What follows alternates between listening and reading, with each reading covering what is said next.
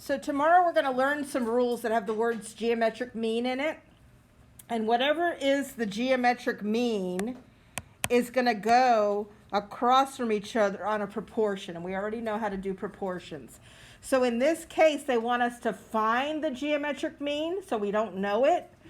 And we're going to use a letter. So we're going to use x, and we're going to put x in two places. If tomorrow there's a number for the geometric mean, you put that number in two places.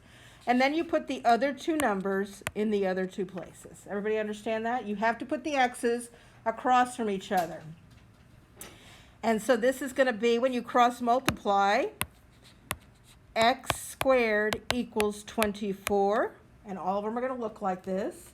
And then you do the square root of 24, and you round it to two places, so 4.90. So radicals are just numbers too. They're not a big deal. We're just going to find what is the geometric mean between those two. And we're going to do same proportion, x like that, catty corner from each other, and then square root of 3 and square root of 6. And we get that x squared equals. Here, when you do x squared, you get it's 4.242640.